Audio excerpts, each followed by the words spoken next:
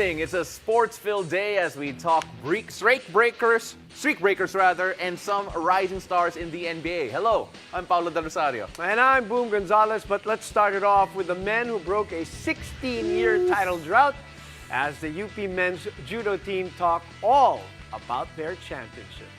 My goodness. Well, the UAAP season 86 so far has been all about regaining titles and breaking streaks, and the UP men's judo team is no stranger to that experience. Now, here with us to talk about their journey towards the championship are the title holders themselves, Edward Figueroa, team captain Carl Tenorio, and co-captain Hyejun Lee, as well as Rookie of the Year, Fiere Afan. Hello, gentlemen. Welcome. Congratulations. Thank you very much for bringing the gold medals along. I like how Fiere at the end has wearing two gold medals right there. Let's start up first with the team captain, Carl, because breaking streaks here is the theme for UP this time around. Ano nangyari this year? What made this year special para sa team ninyo? It's been a very long term sa process na ginawa namin. So, we have a term na trust the process. And in the end, we said that we trusted the process. So, everything we look into yung mga problems ng teams, small details, everything, yung small flaws lang na nakikita namin sa loob ng team, we fixed that together with our co-caps, coaches, and other players. So, with that, process, then boom.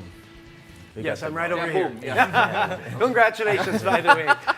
Edward, okay, before we talk about this whole thing, because we have a lot of time to discuss the process, we have the time to talk about the streaks and all of that. Let's talk about the preparation first, because, Pao, as you know, winning championships, they start in the off-season, di ba? Yeah. The work really starts in the in-betweens. Edward, tell us about how the off-season was for you guys. Individually, we can talk about that, and then as a team. Yeah. So, off-season, sobrang different siya eh. Actually, new coach, SNC, different methods na ginawa, sports psych, the way we approach training. Siguro doon kami nag-iba eh. Parang unusual siya. So, may bagong feeling sa amin. And it brought joy and enjoyment eh. And new, parang fresh air sa team. Na parang, oy, may something new na parang mag-enjoy kami. Okay, mag-enjoy. What brought about that change? Yeah. Parang, di ba, sabi mo nga, biglang nagbago yung routines and all that. Pati SNC, I suppose, pati nutrition, all of these things. What brought about that change? Was it because of results in the past?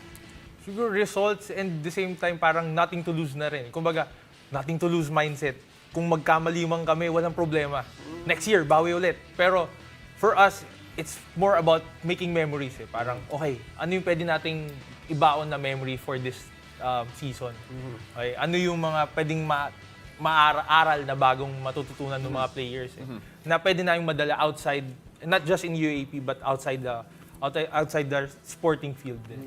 Yeah, June, there was a change, shocking change almost to the entire system of yung team ninyo. Was there a point wherein you felt that unsure kayo sa change, or did the whole team accept all of this immediately? For me, not at all. Kasi, like, pre-season, nakita namin yung mistakes.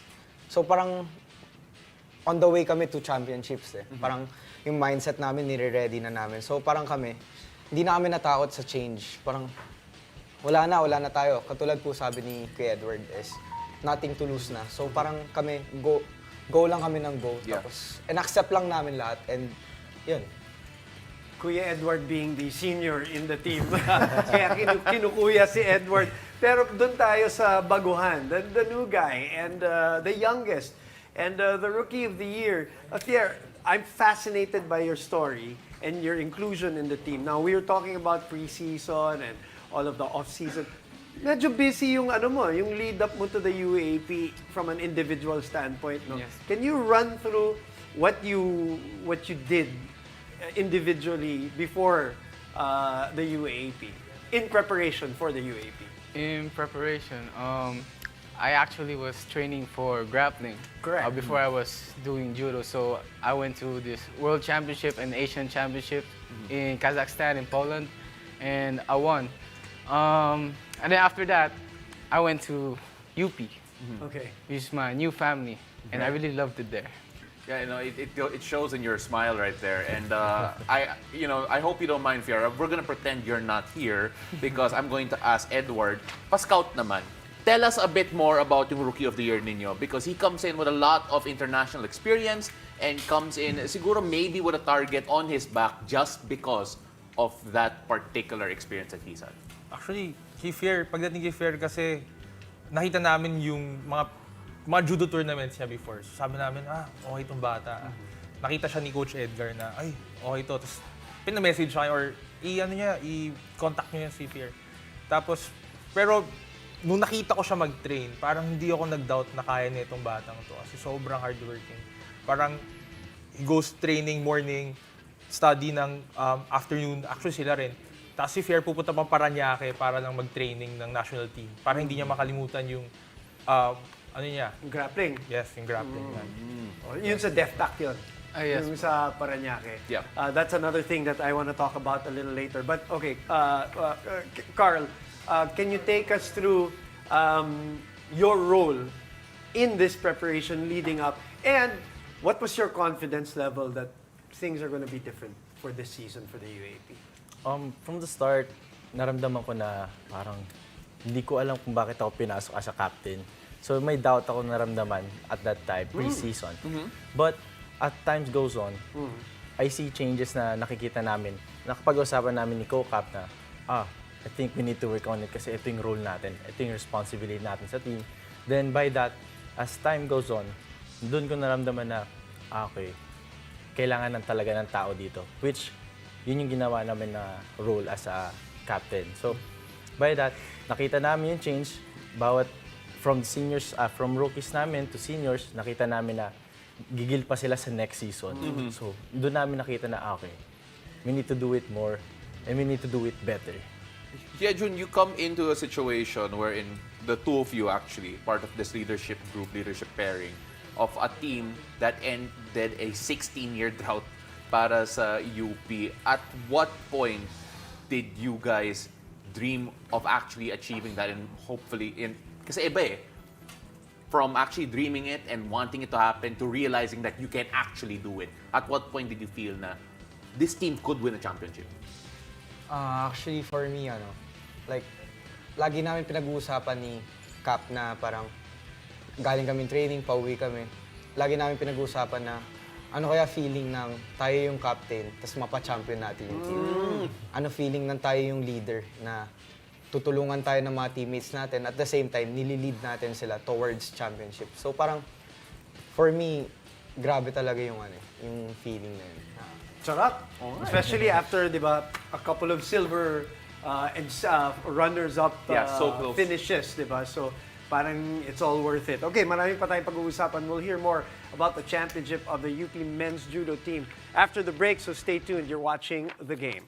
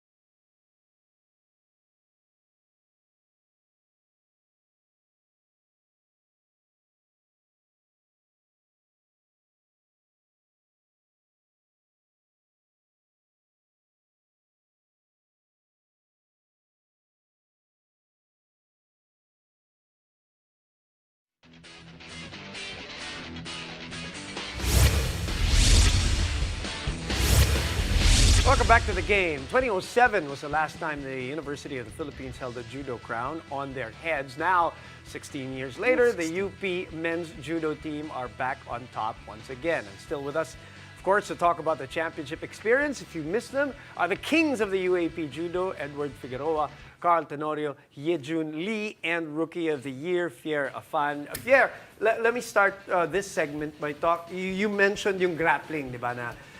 Am I wrong to think that you also compete in wrestling? I also do wrestling. Okay, so you do wrestling, you do grappling, and then you compete in judo, which is a completely different sport. There are different techniques involved. Maraming bawal sa judo na pwede sa grappling. So how do you reorient yourself and then become Rookie of the Year in the UAAP after competing internationally with grappling, which is a completely different muscle memory sport? For me, of course, it's because of the coaching staff and my teammates, especially my seniors like Kuya Jun, Kuya Carl, Kuya Edward. I mean, Coach Edward. Yeah. They've been teaching me all the way, even from the basics of judo and the rules, because it's really different from my sport. I think judo is kind of harder because only one wrong move and done. Coach Edward. I want to clarify to everyone who's wondering, bakit coach yung tawag sa'yo? Yes. Playing coach ka. Yes, playing. Right? You're a playing coach who actually spent the last 3 years working, if I'm not mistaken, and then came back to win this championship with UP. Your story in particular is very unique. But can you tell us a bit about yung stories of this group here because inspiring na yung story mo eh. But who else inspired you in this group to keep going? And why did you come back? And of course, yes. Basically, di Why ba? did you come back? And were you really the key missing to win the championship? Actually, itong dalawa, since high school. So, training namin isa lang eh. So, since high school, nakita ko na sila. My last playing year, 82, fresh sila, rookie sila. So, we won, first runner-up na, 2 points behind lang. So, sabi ko, mature na sila eh. So, sobrang proud ako na nakita ko sila na nag-grow sila. Na, kumbaga, nandun ako, nakita ko sila nag-grow. And as a captain, naging captain yung dalawa. So, parang, sabi ko, sobrang mature nitong team na to. Parang, sobrang, yes, naniniwala ako na kaya namin mag-champion. With their leadership, with their pedigree, sabi ko, kayang-kaya. Okay. Carl, unlike Fier na baguhan, Yeah. kayo, nadaanan nyo yung ups and downs, the highs and lows, di ba? Which is a completely different experience. Couple of silvers, yun nga. I think, if I'm not mistaken, USD had a 5-year reign. How tough was it, first, to go up against a team like that, na medyo na-dominate nila yung sport in the last 5 years? And second, how much did yung silvers play into the motivation this year? Kasi, medyo kita mo, Edward, coach is shaking his head right now. So very strictly po yung focus namin sa championship before. So, nung nalalaman na lang namin na 2 points behind kami, like, onti na lang, andun na kami, bakit di pa namin kinuha? Onting-onti pa. Tapos, hihintay na naman kami ng isa pang taon para mag-training, pagod-pagod na naman. So, we did a little bit of changes po from our coaches. Iba po yung binigay sa aming plano. So, maganda po yung blueprint na nilagay nila. Then, of course, we followed that. And we did also yung culturally as one, yung team, para link in together yung mga yung isip namin, mindset namin. So, always towards the championship lang po yung iniisip namin. So, by that, sobrang overwhelming po na-break namin yung 5-feet record ng other school. The mantra of this team is trust the process. Hyejun, obviously, a lot of Pinoy hoop fans understand where trust the process comes from. Pero in the context of your team, what was the process? What did the team have to go through in terms of this process to get to yung championship na yan? Nakita ko po yung team nung high school pa lang ako. Nakita ko na sila na parang mahirap na yung ginagawa nila. Lagi silang third runner-up. Ayan. From nothing, parang naisip nila from nothing to something yung gusto nila. So parang for us, hindi naman pwedeng lagi tayong talo. Dapat papakita din natin sa kanila na lalaban tayo. So parang tuloy lang kami. Kahit na mahirap, kahit na through ups and downs, kahit na may napipilayan, kailangan iisipin mo lagi na parang, hindi, may goal tayo eh. May goal tayo. Tutulungan ka namin kahit nada-down ka, tutulungan ka namin kahit anong mangyari. Kasi, lagi tayo magtitiwala sa proseso na to the point na maabot natin yung championship. It was a great day for UP, of course, after securing the gold, also swimming on the same day. We have to show love to JV Ferrer, of course, the MVP of the season. And if I'm not mistaken, please correct me if I'm wrong, he was also a Rookie of the Year at one point, diba, in his rookie season, which brings me to Fier, who is the new Rookie of the Year. Tell me about that feeling. Did you expect it? Were you gunning for Rookie of the Year? Hinahabol mo ba yung award na yan? And when you got it, how did you feel about it?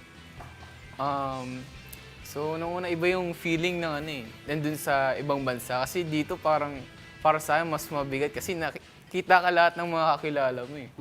Tapos doon yung mga pamilya mo. Parang may pressure, kumbaga. Pressure eh. Sa ibang bansa, pinapanood ko lang nila sa screen eh. Pero pag nandun ka na sa iyo, ramdam mo lahat eh. At syempre, ayaw mo let down yung team. Alam mong tiwala sa'yo. So yung naabot ko yun, talagang gusto ko lang makuha yung Rookie of the Year kasi sabi ko, ganda ng trophy na to. Ang bigat ah. Salamat ha, Iwan nyo na. Alright, pero that's a nice motivation. That's a Ganda great ng one. trophy, gusto ko yan. I like it. It's sobrang honest. But Edward, you have to talk about the legacy right now that this team wants to build on. I'm sure this team does not want to wait 16 years again for another gold. So, what do you feel does this team set up in terms of a foundation for success in the future?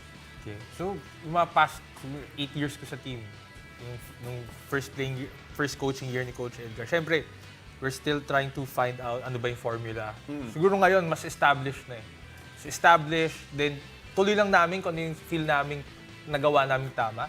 And then kung ano yung feel namin na pwede namin gawing adjustment along the way, mag-a-adjust kami. So, hindi kami fixed mindset eh. Kumbaga, na ito lang yung formula for winning. So, yun yung maganda sa coaching staff namin. Coach Erwin, Coach Edgar, Coach Rad, na flexible. So, kung ano yung feeling nilang sasabay sa agos ng mga bata, sa mga players, kung ano yung best interest nila, doon kami. Now, obviously, the preseason changes, the off-season things that you adjusted worked well. Well, good luck for next year, and thanks for being here. Congratulations. Thanks for sharing your story. Thanks for leaving the trophies also. Maraming salamat. Yung medal, pwede nyo rin iwan. Okay lang din. That's a price of admission, by the way, on the show. Maraming salamat, guys. Congratulations. Champs. Champions, the UP Judo team.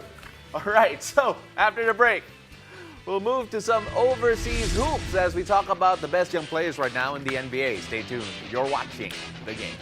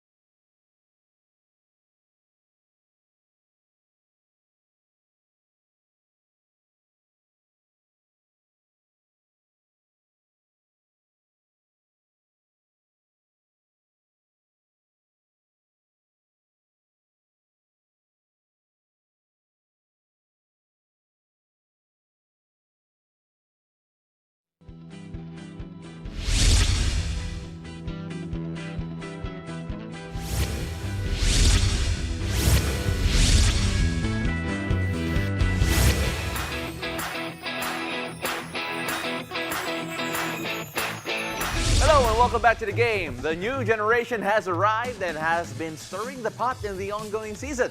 Joins to talk about the latest batch of superstars in the NBA is basketball analyst Nikki Villasin. Hello. Hello, and, Nikki. welcome to our winter wonderland of a studio. Let us figure out first your criteria for picking these players. We asked you for a list of exciting young players today. What were your criteria in making this list? Points per game, social media exposure. How often are they spoken in social media? Yeah. And just overall hype. Like whoever people are interested in listening to, watching, at least averaging double-doubles. If not double-double, at least double digits. All right. When you say social media, not necessarily them being on social media, but them being mentioned. Yeah, in Them being social talked media. about, yeah. So like Okay. Slam, Bleacher Report. Okay, Yeah, okay, yeah, so yeah. okay, Yeah, so yeah. let's begin with somebody who is hot right now because he just returned.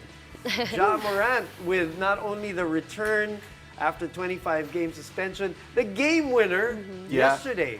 So tell us why did you choose Ja? I've always liked him since even his rookie season. He plays very fluid with the ball. He also just has an undeniable scoring ability. And he was able to come back from a 25-game suspension and score 34 points and away. 8 assists. That's not something that's really heard of. Yeah. But it just comes to prove that he's a dog and he's good at what he does. Absolutely. I love the next guy on your list, by the way, Kobe White, because not a lot of people would pick Kobe White, and I love how you're showing him love. My personal memory is when Kobe White got drafted, and he said "wow" over and over again Yeah, about from his humble. teammates. But then, why Kobe White in particular for you? I'm from Chicago. First of all, there you go. First of all, I'm from Chicago. let's establish that. Yes. So. Secondly, it's the hair. Secondly, the hair. Obviously, the hair. The Yeah. look. But I also watched him when he played at North Carolina. So his game translated really well to the NBA, and his averages doubled this season. So you always want to keep increasing and doing better each season that you're in the league. So I just personally like the way he plays. He's always consistent. He has a great scoring ability as well, and his jump shot's just really fluid. His stroke has gotten better this year. I watched him on that back-to-back Miami-Chicago, that mini-series that they do now. Yeah. And in the first game, he was the one who killed Miami in Miami. So, okay, and the hair. You got it. And the hair. Yeah. Oh, Gotta mention that. and the Bulls beat the Lakers today. Sorry, Direk. Did they? Yeah. Did they? Oh, well, speaking of the Lakers, we have to touch on the next player that you really, really like, and the player is? Austin Reeves. And why? Did you get to watch him here? No, I didn't. You did not. But I watch him a lot on TV. Yeah. And I watch his highlights. But I really like the way he contributes. He has like the advantage of having obviously LeBron James and AD on his team. So a lot of the times other players are focused on the All-Stars. So it leaves them open for the third, fourth option to score a smooth 12, 15 a game. And He's an it's all-star. great. Yeah, he is. By the way, he's averaging the best numbers in his career so far. And I remember just watching him when he broke out. I don't think anyone would have expected Austin Reeves to turn out the player that he's turned out to be. Probably one of the most popular players who came over to the Philippines. It's him, Yeah, it's him and Luka Doncic. The World Cup. Yeah, exactly. But insane. imagine the Luka is Luka, and then Austin right there in terms of fan support. Yeah, that's incredible. Yeah, for- that's for the Austin Reeves. Filipino fans say. He's him. Yeah, exactly. Now, another guy who was here in Manila and is doing so well this year, the Ant-Man is on your list, right, Nikki? Yes, I really like Anthony Thomas. I just like the way he plays. He's really strong. His mid-range game is fire, and his ability to also increase his stats from last year. Yeah. I know the Timberwolves struggled a lot due to inconsistencies, injuries, right? They didn't have Karl Anthony Towns last year, so I think with him playing with Kat and Rudy Gobert, they really clicked this year, and their defense is what's winning them games. Yeah, it's incredible because they're number one right now at the moment, if I'm not mistaken. And let's see if they're for real in the playoffs. And because Anthony Edwards has been one of the guys Yes. He's the man. He's the in man. I love particular. him. I love watching him. Yeah. One and last guy. We cannot finish the show without mentioning. I think an easy one here, All right. to be quite honest, All right. Wembanyama for the Spurs. So, why him? Well, he was the #1 draft pick, so he has a lot of hype. He's come from overseas in France, and he's standing at like 7'4", I believe, and that's Doesn't play like it, though. right. No, he does yes, not, he yeah. doesn't. But at the same time, he's only 19 years old, coming and going and starting in a rebuilding Spurs team. It's hard for like anyone to take on that role. Yeah, It's unfortunate It's the Spurs are not winning, but Yes. he is marquee. Yeah, he's always marquee. People will come out to watch, and he will, at least based on the earlier turns, turn up winning basketball very soon. Nice. Nikki, we really appreciate you coming on over here. We understand it's cold, and It is cold. but it was a great, warm conversation. Really Yeah. appreciate you. And we'll wait for more lists soon enough from you. Thank you very much. Thank you. All right, you can watch the games and our show, of course, The Game, live and on demand on the Pilipinas Live app. Thank you for joining us tonight. I'm Boom Gonzalez. And I'm Paulo De Rosario. This has been The Game.